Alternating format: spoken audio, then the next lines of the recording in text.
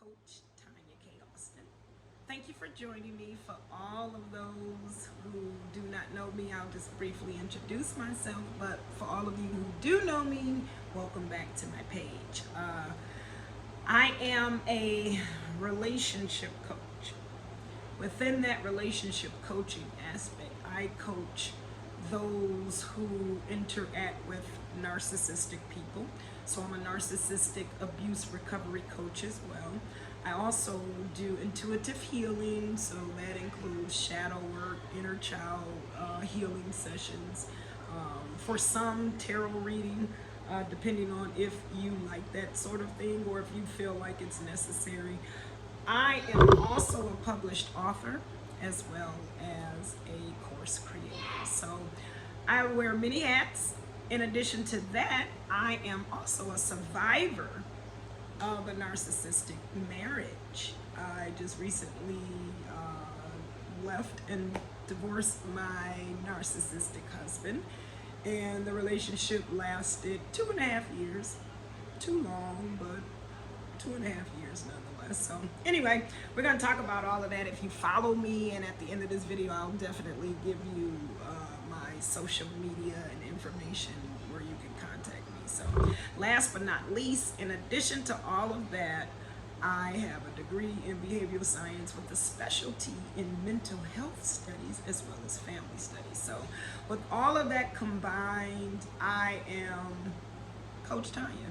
So I literally help people through broken relationships, toxic relationships, deal from traumatic experiences, to get through and heal through all of that, and to learn to move on. So welcome and thank you for joining me. And again, those of you who do know me, I'm sorry, my socks keep falling.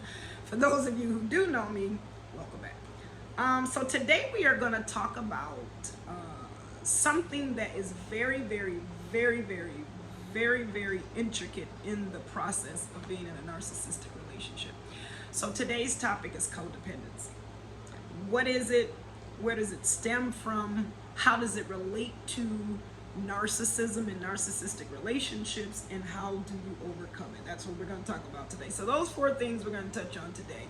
And hopefully this video will help you through your process of pretty much getting out of a narcissistic relationship, because that would be my best advice. But as a coach, it is up to you. I just give you the tools and the resources that you need for you to make better decisions, because you know what's best for you. But in my experience and everyone I know, the best decision is to leave. But even with the leaving, that's a decision that you have to make, and there's a process to it. So this particular video is a part of my Get Ready to Leave kit.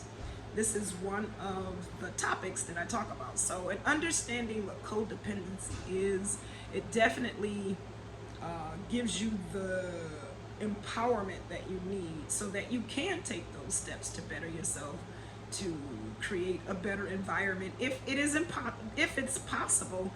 Because it's not to say that narcissists can never change. It's just to say that it's very difficult for them to be able to do so. But if you have the gumption or the grace or the fortitude, God gave me grace for 2.5 years, or the last 6 months. I thought it was grace, but it was me just in denial. But anyway, God's grace will get you through. So if you feel like saving that relationship, or if you're not ready to leave that relationship, then understanding the aspects of how to get out of that relationship, and codependency is one of them. So again, this is part of my Get Ready to Leave Them kit that is coming available to you soon if you're a random or if you're a YouTube, if you're a YouTube subscriber but know nothing about the kit. If you're in the kit and this link was sent to you, then that's what this video is about. So let me get started. So codependency, what is it? First of all, let's break the word down. Co meaning that it's more than one. It's more than one, which means that you need another. Independent meaning that it's like a kid. They depend on their parent to take care of them.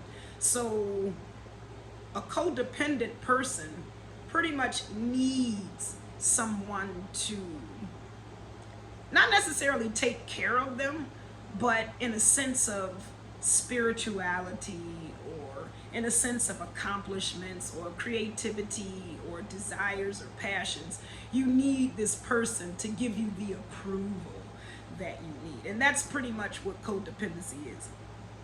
You are definitely hindering yourself from making moves that are best for you, or making moves in your life that'll prepare you for living your best life. And you can't do anything until.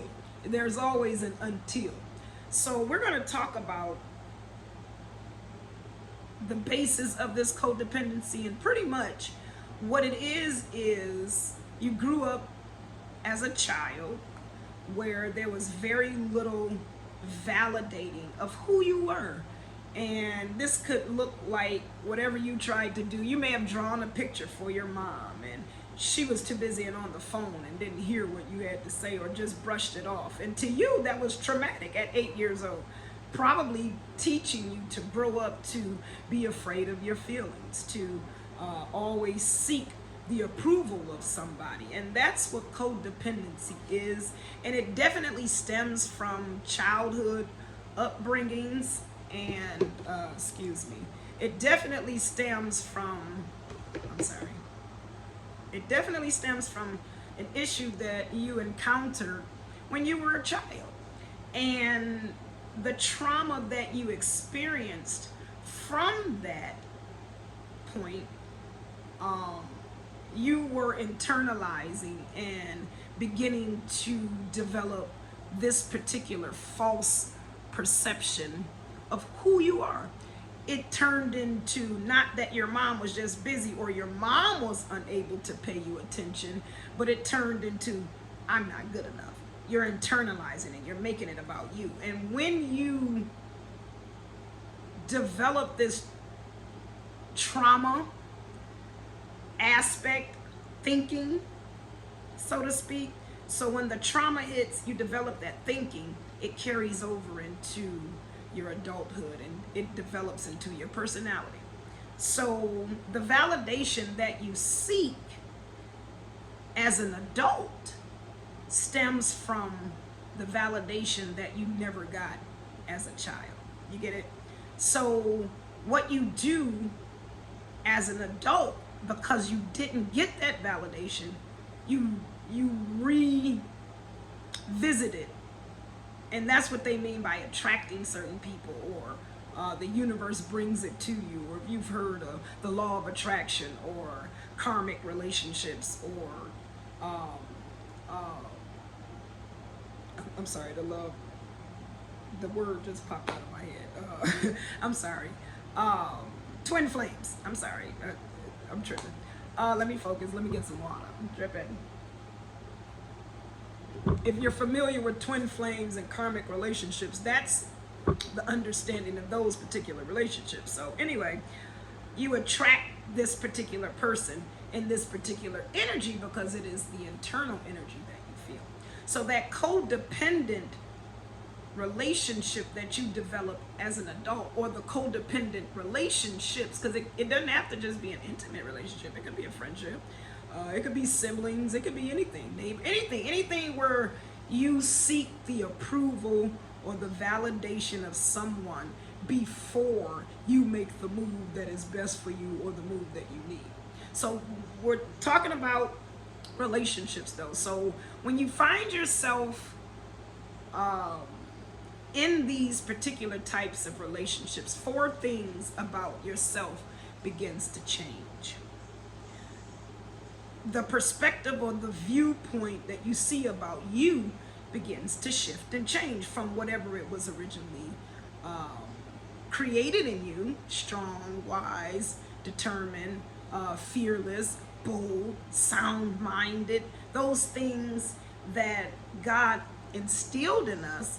A sound mind. A sound mind is someone who is able to make decisions for themselves. So when you have life experiences that take you from making sound decisions for yourself, and you're seeking approval from somebody else, then that means that you have become dependent on the sustaining of your own life on other people. And then when it's in a relationship, that means it looks like you can't make a move until or unless your partner says. So these 4 things that are affected from being codependent, or having a codependent having a traumatic experience that caused codependency within you. The first one is your self-identity.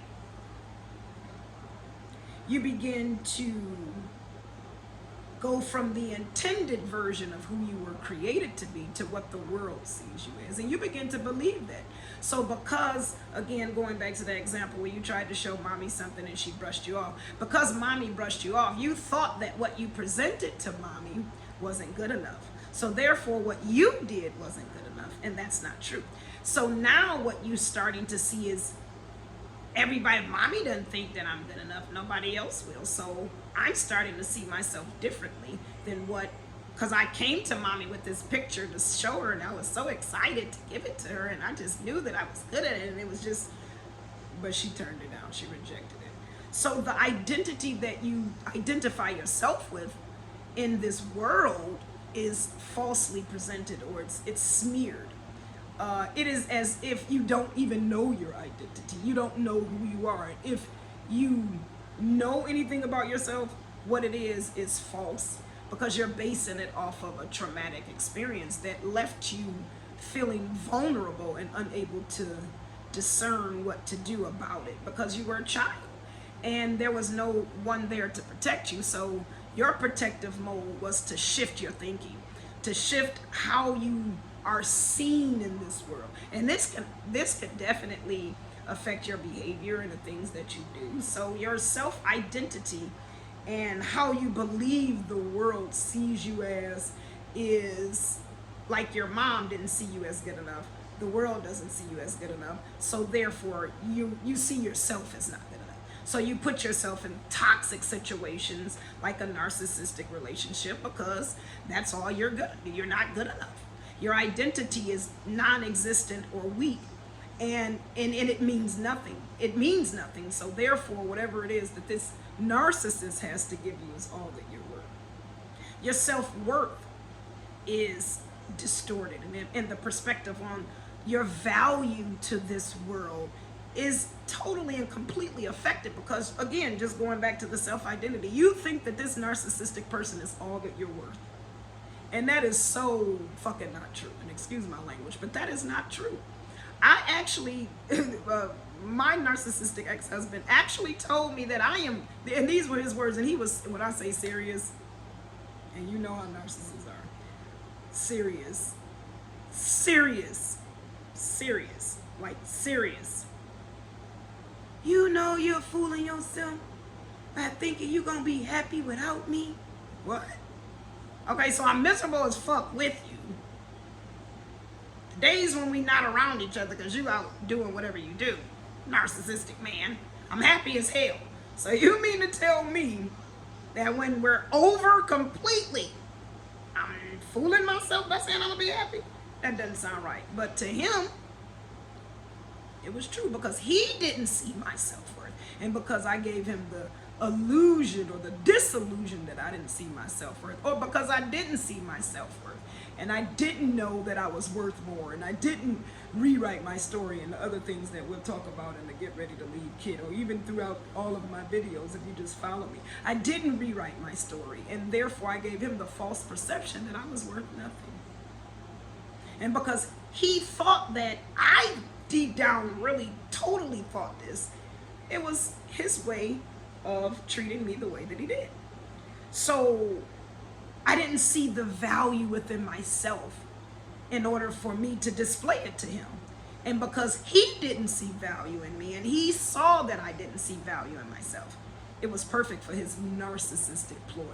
And then we'll talk about that, and I'll talk about that a little bit later, with how codependency connects with narcissism and the correlation between the two. So the lack of me seeing my value and my worth to this world, or to anything, a narcissist sees that. He saw that. He saw right through that. So therefore, it gave him no permission to see worth in me. Therefore, he showed me no worth. He treated me with no worth. And that even further fed my codependency. Because with codependency, I forgot to mention, with codependency, when you recreate that story with your adult life, what you're trying to do is fix what you couldn't fix as a kid. So he was somebody that needed to be fixed. It put me in a situation where I was being mistreated as a child, or neglected, or abused, or abandoned, or whatever, or compared to, and everything that I dealt with as a kid that was what his karmic experience with me was about. He brought all of that out of me. And because I experienced that, I was able to accept what was going on and see what was going on. So throughout all of that, I began to develop my sense of self-worth, and I wanted to recreate those bad times as a kid, and trying to recreate that would establish my self-worth. That's not how it works. I had to rewrite that story. I had to understand that it wasn't true, that I am good enough, that I can do this, I deserve better, that my value to this world is way more than somebody calling me a bitch, a hoe, a slut, choking me, cheating on me, lying to me, deceiving me, fooling me, manipulating me, gaslighting me, love bombing me. And that's another thing about the codependency. The codependency and the narcissism, they like, it's like a cycle. It's definitely like a cycle. And again, I'll talk about that later, but it's like a cycle. The narcissist feeds the codependent person, and the codependent feeds the narcissist. And the only one that can break the cycle is you, the one looking at this video, the one that wants to get past this, the one that wants to understand, the one that really is serious about getting the help that they need. So because that lack of self-worth, that I thought that I wasn't worthy of things, that entitled him, and that was one of his keywords, that entitled him to treat me less than what I was deserved. Also, the self-efficacy is affected. And what I mean by self-efficacy is, how effective do you see yourself to this world? How effective do you see yourself to your family, to yourself, to your job? What effectiveness do you feel like you have? And when you're in toxic relationships and you have a non-validating upbringing, it is a result of you not feeling effective. You put yourself in situations where you can fix somebody, but the cycle repeats to where you end up broken, and then you have a self-fulfilling prophecy, so to speak, where you think that you're a failure and everything fails and you're not effective. And this damages what we're going to talk about next, which is your self-esteem. And everybody knows that the self-esteem is how you feel about yourself. It is how you feel about Tanya or Keisha or Tamika or whoever you are. It is about how you feel about the person that you see in the mirror. How do I feel about this woman that is talking in this camera right now? Some days not good, some days good. It depends on what's going on. But the days that are good, I embellish on them and embrace them. And the days that are bad, I embellish on them and embrace them. And I figure out what it is that's making me not feel the way that I should be feeling. Because the goal is to live your best life yet at the end of the day. The goal is to live your best life yet. And if you have people in your life that are damaging your self-esteem, your self-identity, your self-worth, your self-efficacy, then you definitely have to figure out why you are allowing these people to be in your life. And that is the basis of overcoming narcissistic relationships and toxic relationships and abusive relationships. It is definitely stemming from healing from the trauma that you experienced from as a childhood. So the two components of not having validation growing up is, one, you didn't receive it as a kid. So part two, you seek it as an adult. And that is the basis of a person's personality, because I was codependent, and I still, to this day, as making this video, I'm not perfect. I still have situations where I am codependent. And when I get to those places, I go back into my resource. I go back into my hurt places, and I remember what it was like to be with this particular person. And even going through my process of separating from him, I focus on what it is that I did wrong. And being codependent is definitely the glue that holds a narcissistic, empathic relationship together. So understanding that the codependency stems from not being validated as a kid, seeking that validation as an adult, destroyed self-esteem, self-efficacy, self-worth, and self-identity continues to keep you in that cycle of this toxic relationship. So when you grow up in this particular type of household, there are some things that changes within you or for you. And with those things, it develops into what it is that I was just talking about. Those things of the self-esteem and the self-efficacy and all of that. So because these things are sort of changed and the viewpoint on them about yourself changes, it feeds the codependent void that's in your brain. Because it is definitely a void that only you and only God can fill. Only God can give you what you need. Only you can allow him to. Only you can accept it. Only you can give you what you need. Nobody else can do that. And being codependent, you'll see it's like a dog chasing his damn tail. You will never get the validation that you need from somebody who is hell-bent on not validating others. Because as a narcissist, their thing is they're not validating you because they weren't validated as a child, or they were over-validated as a child, so they don't feel like they owe any validation to anybody. So the person that seeks the validation will always seek to fix this broken person who don't want to validate you because you want to recreate the parent that didn't validate you in this particular narcissistic person.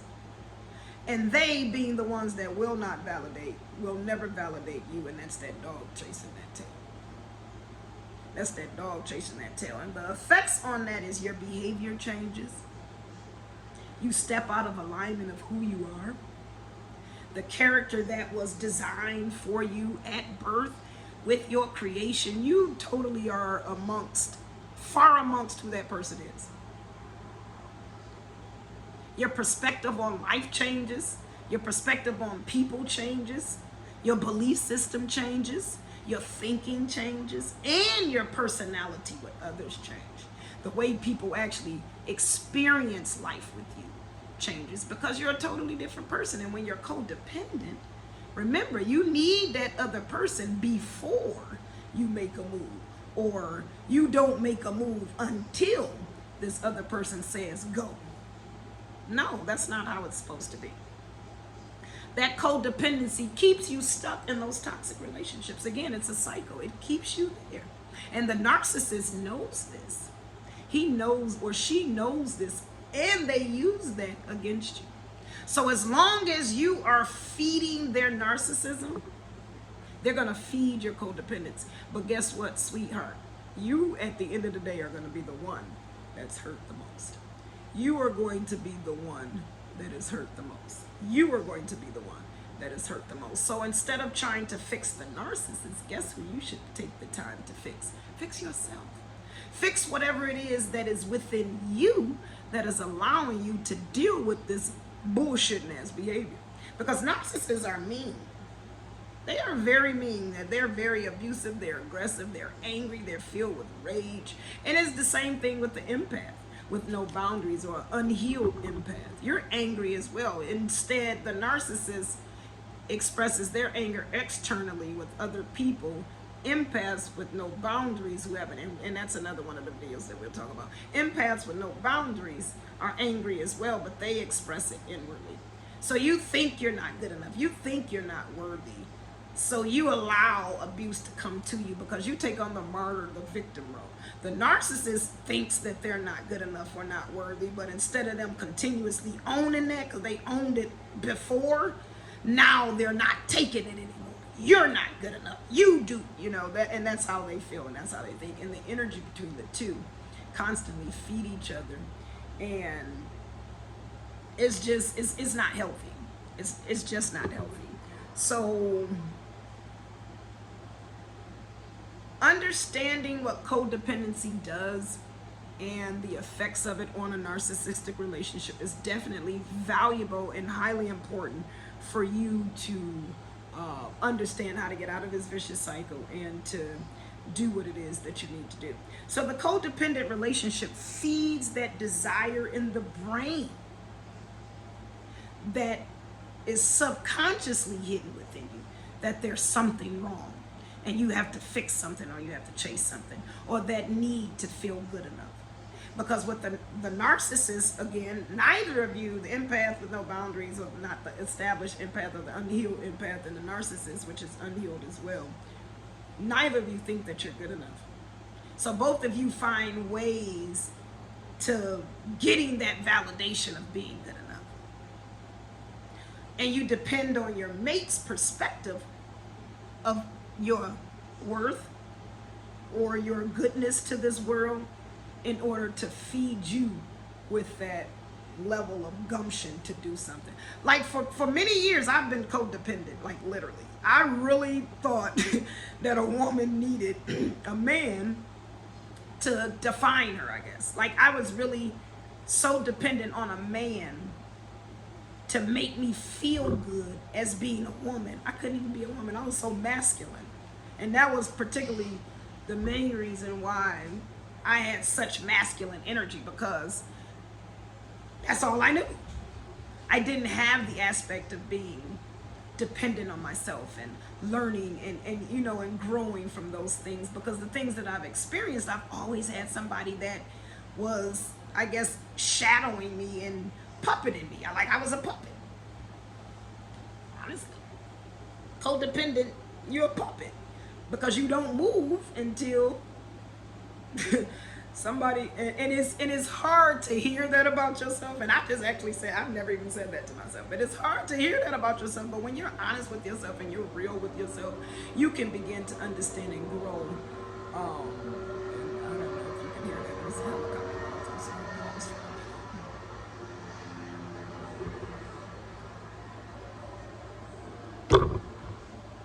When you're honest with yourself, you're able to grow and learn and to kind of, you know, figure things out, because once you can get to a place of figuring things out, you can get to a place of empowerment. And that's what this is all about.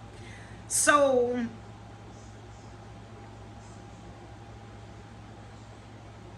identifying codependency within yourself. How do you know you're codependent? How do you know you're codependent?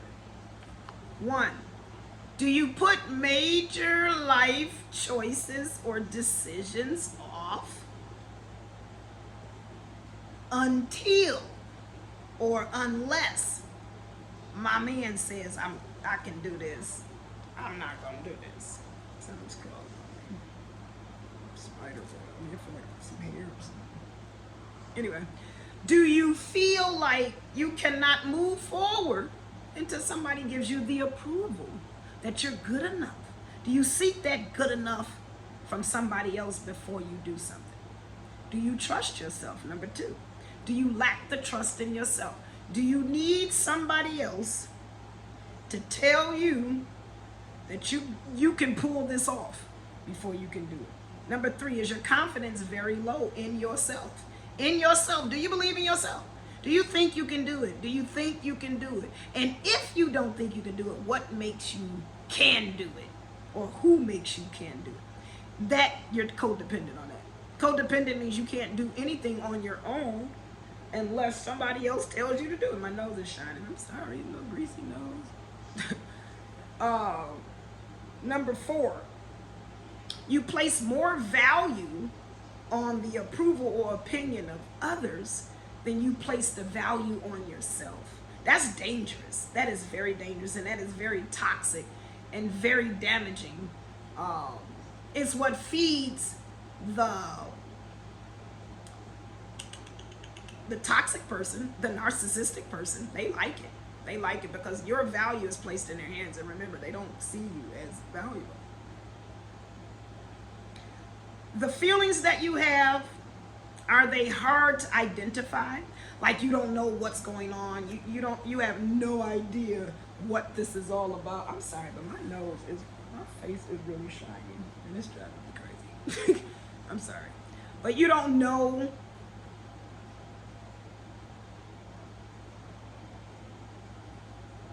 what your feelings are. You don't know where they're coming from. This is telling you that you need some inner child shadow work done, because you need to identify what is going on with you.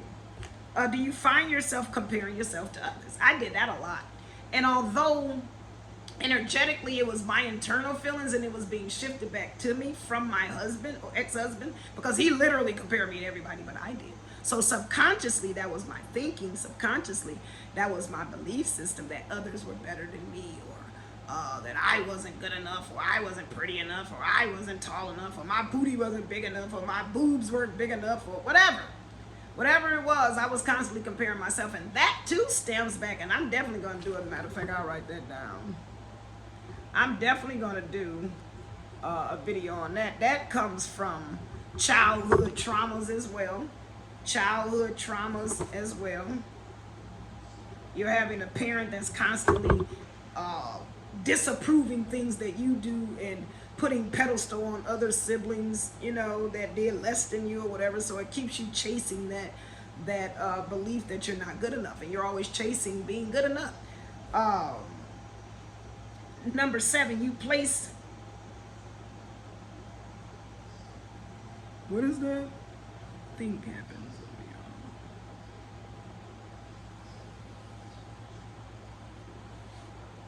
You place their happiness. I'm sorry, I'm writing too fast. I can't even understand my own handwriting. You place their happiness over that of your own. That was a big problem for me. It was more important that he was happy and he got healed and he got what he wanted and he was satisfied and he was pleased. And I've done that with all my relationships. Even my kids. I'm codependent on my kids sometimes. I depend on them sometimes to say what I'm doing as a mom is good enough. And again, I grow and learn, and you know, I want their approval. I want them to say that I'm a good mom. And simply last Mother's Day, well, 2019 Mother's Day, my children reflected to total surprise how good of a mother I have been to them. So that was another icing on the cake of realizing that I'm a good mom, so I don't have to rely on their approval or their presence or whatever to confirm that, because it's how we treat each other, you know. I know that. Number 8, you lack your own identity, interest, and desires. They come first. The things that they need, again, their happiness comes first. Number 9, your goodness is abused by them, and you accept it.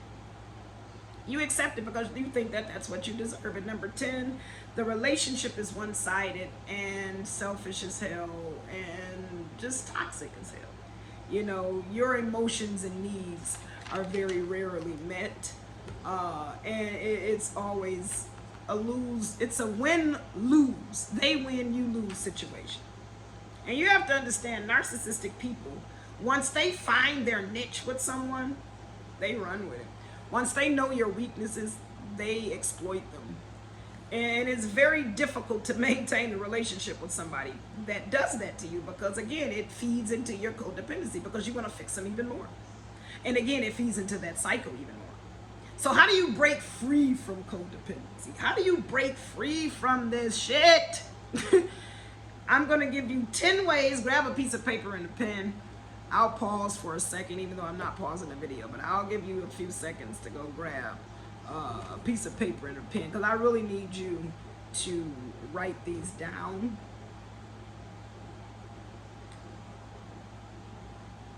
Oh my God.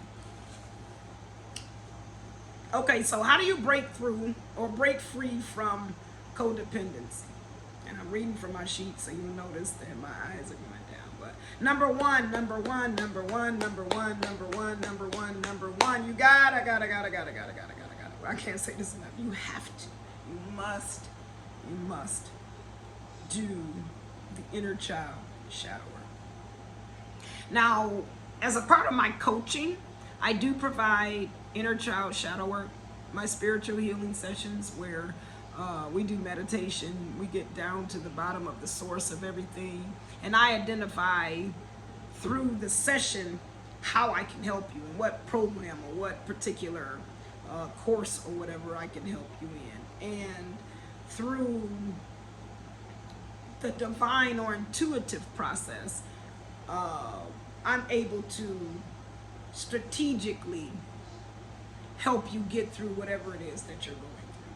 So that inner child shadow work is you learning to parent yourself. And that's another topic I'll talk about. How to parent yourself to healing. This is where you become the parent and you are talking to the child in you. I've done a lot of these exercises and a lot of many other exercises where I write letters to those who've hurt me and read it out loud and beat them up or do whatever I need to do and tear the letter. I mean, I don't do it to them physically. Of course, I would probably be in jail if I did, but anyway. I'll write a letter like to the man that molested me as a kid. I wrote a letter to him one day, sat him down in a chair, read the letter, expressed my pain. I smacked him a couple of times, asked him why, whatever, and burned the letter, and that was it. Years later, actually, one of his siblings died. I went to the funeral, and I actually gave him a hug. So it helped for me. Practicing self-love. Finding things, and I actually can help you with this as well. Finding things to reflect the love. And that goes back to the self-efficacy, the self-worth, the self-identity, and self-esteem. Finding ways to feed those things about yourself. How can you build your own self-esteem? Like, you don't need somebody to build your self-esteem. If you like chocolate, eat chocolate. If it makes you smile, it'll smile. If you know that having your nails done makes you feel cute and sexy, get your damn nails done. If you can't afford it, at least stop biting them and chewing them and polish them yourself. Maintain them. Do something to build that self-esteem. If accomplishing a goal lifts your self-esteem, set a goal, a simple goal. You want to quit smoking cigarettes. Stop one day at a time. Even if you start back the next day, set a goal. You're going to stop for one day. And you're going to do that 2 days a week. That's 2 days you've cut out smoking. Set a goal, accomplish it. You want to practice self-love. You want to get the right diet. You want to sleep right. You want to drink water. You want to exercise. You want to pray. You want to meditate. You want to journal. You want to do all of these things. You want to feed your spirit and you want to feed your soul, because self-love is what's definitely going to push you towards that path of healing. Number 3, you want to rewrite your story. Again, I talk about rewrite the story. Rewriting the story is you getting to the source of the problem. You getting to the source of the problem and you erasing that bullshit and changing it into some real shit, some true shit, some stuff that's real, that's legit, that you can work with, and it's good. It's golden. And excuse me, I'm dehydrated. That's why I keep doing my lips. But anyway, anybody that knows me knows me and my best. Anyway, you want to rewrite that story because you want to get back in tune with the truth of who you are. And that old sad story of low self-esteem and you're not good enough and you're not this and you can't, that's a fucking lie. Get rid of that. And again, the healing sessions will help you do that and rewrite it to do something better for yourself. You want to practice positive affirmations. Do meditation. Say your prayer. Do your journaling. You want to do things that bring positive. Speak positively. Stop speaking negatively. Stop speaking negative things, because it is life and death in the tongue, man. I'm telling you. I noticed every single time, and this is just recently, I actually just observed this yesterday.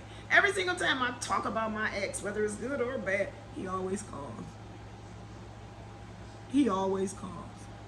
He always calls. Because it's an energy that I'm putting out there that is manifesting into my real life. So what it is that you want is what you need to start speaking on and thinking on. If you want a better relationship, even if it's with this person, speak on that. You never know what the universe has for you, because this person that you are in is toxic. Could be your twin flame. Because what the twin flame process does is it gets rid of all of toxicity in both people when you begin to get on the same page. If you can make it through. That's a shit long ass process. But you have to know that you're going through that process in order for you to strategically go through that process. If not, you'll just take it as another deadbeat, broken, toxic relationship and let it go and never be able to move forward from that person because it was a reason why that you went through that with them. You just didn't hold on. But again, no way am I promoting abusive relationships. This is only if you believe that this person is your twin flame, that there's a particular process that you go through. If this is just some bullshit person that you just whatever, no, it don't work like that. So you want to establish, number 5, establish what your needs are and give them to yourself. Again, if you want to go on a date, take yourself on a date. If you want to feel sexy, put on some cute clothes. Just put on some cute clothes and take a picture. Just feel sad, walk around the house with some cute clothes on and take a picture, then take them off. You need to feed yourself. Feeding yourself is giving yourself what you need. That way you do not depend on another person to give it to you. Therefore, you won't seek out those who falsely present that they can do those things for you. A narcissist will pretend today, I'm telling you, they will get the Academy Award. They will pretend because they observe you. They will pretend to be everything you ever do. And you having that void or that dire desire to have it because you've never had it before, because you didn't get it as a kid, they see that and you jump right into it. And then they snatch it from you and you always chasing it and you become dependent on that. And you can't move with, no, stop it. Establish boundaries, number 6. Establish boundaries. Narcissists hate boundaries. They can't stand them, but that's a perfect way to start shifting the atmosphere in the relationship. That's the perfect introduction to letting them know you are sick and tired of their bullshit. It worked for me. It worked for me, and then it's something else I'll talk about, gray rocking. But the establishing boundaries led to the gray rocking, which I'm going to do a video on that as well, and that's also a part of the get ready to leave them kid. That's actually one of the last ones. But anyway, establishing boundaries, because boundaries let the narcissist know, I'm sick and tired of your shit, and I'm not taking this no more. Stop it. Stop. Number 7, learn to stop thinking so negatively. I said that. Replace those negative thoughts with positive thoughts. This will definitely help you break free from that codependency, because whatever that false narrative was, that lie that was told to you, you're not good enough, it's not true. Stop thinking that. Know that you are good enough. And I'm learning, whatever the opposite, whatever you're thinking that's negative, say the opposite. So if you're saying that this man will never leave me alone, that's what you're thinking. Breaking up from a toxic person or a narcissistic person. They're never going to leave me alone. Stop it. You know what? This man is going to leave me alone as soon as possible. Period. And I can move on with my life. Speak things that you want into existence. Stop thinking negative. Number 8, understand others' concerns, beliefs, comments, etc. never really reflect you. What they think, how they feel, what they say, what they do, stop taking it personal. It does not reflect you. It does not reflect you. Just like the mama who pushed you off from ignoring that pretty picture. That don't have nothing to do with how pretty your picture was. Or your ability to draw. Or your ability to put smiles on faces because you drew something pretty. That was the inability of your mother to pay attention to her child who needed her to pay. She was busy. She couldn't discern at the time. She could have been distracted. Anything. She could have been going through something. She could have also not had the ability, been given to her to do this. But you can't take things personal. You cannot take shit personal, period. Because if you take it personally, you always make it about you. And typically with a narcissist, it's about them. It's about them. Number 9, be honest with yourself and about what's going on. I had to do that. That definitely works. Stop living in la la land.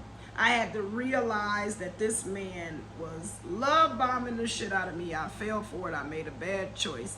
And in order for me to get back to the love bombing stage, I had to go through the devaluing and the idolization.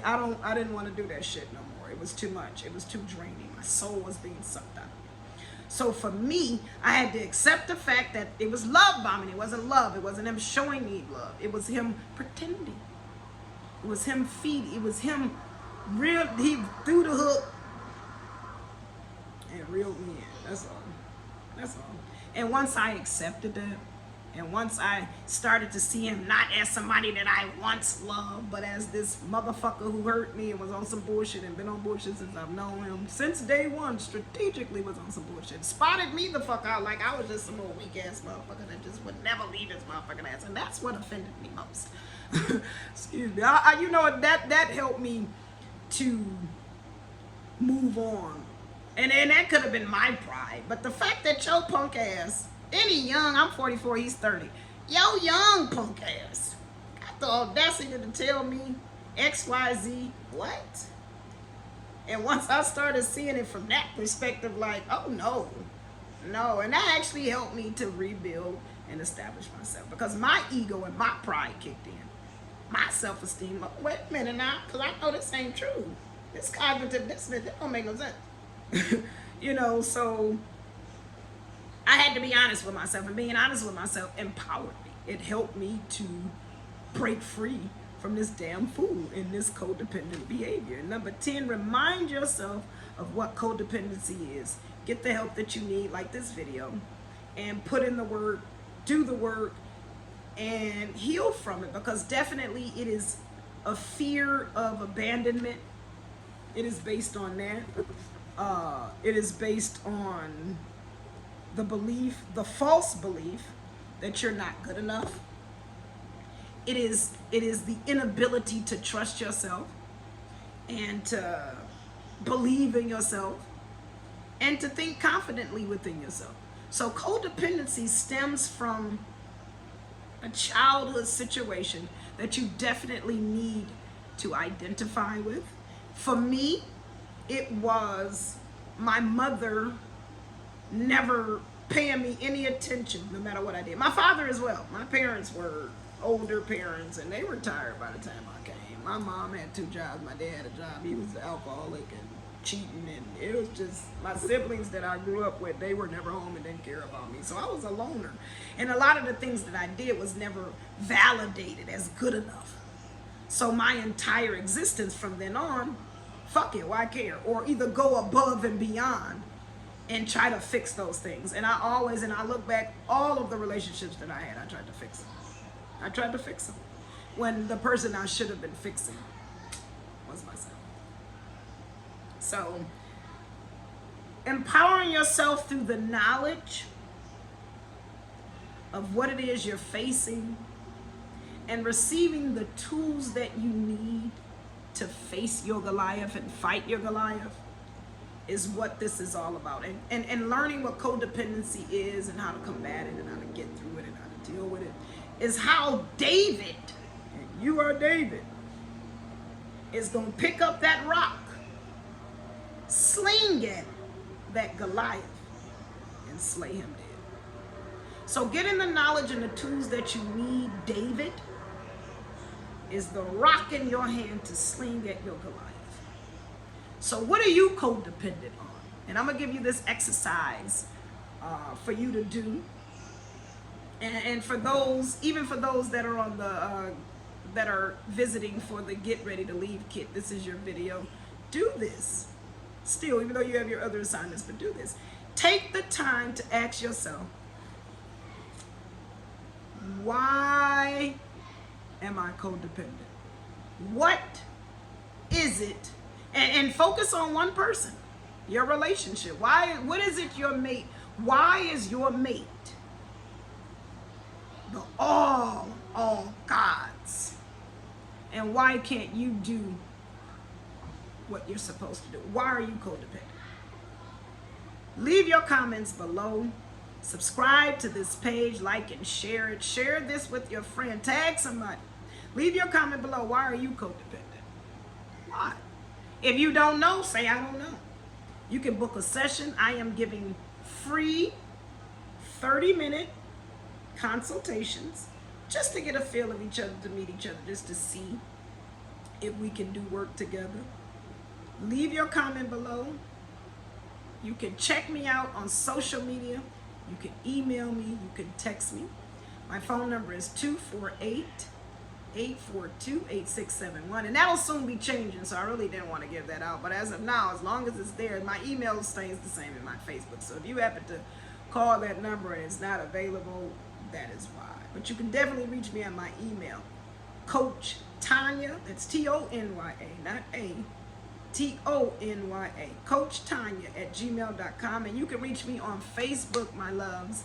Facebook, Tanya, the author, Austin, or just Tanya Austin. I don't know, Facebook switches up on me.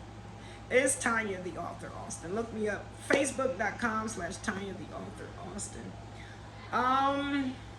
It was a pleasure speaking to you today. This was a nice video, nice length. I'm proud of myself. But to just give you the aspect of what codependency is, that's what this video is for. So again, if you are in the Get Ready to Leave Them kit, this is your homework assignment, and I want you to do it in addition to whatever else is there. But why are you codependent? Ask yourself, why are you codependent? What happened? So in other words, I'm asking you, what happened? And you dig deep in your child, just remember something. Because what is it that you're seeking? The approval. Where in your life did you not get validation or approval from in a child? Why are you codependent? And then ask yourself, why is this particular person all gods of God? What qualifies them as the one to approve you? Drop your comments below, like and share this page. Reach out to me if you need help.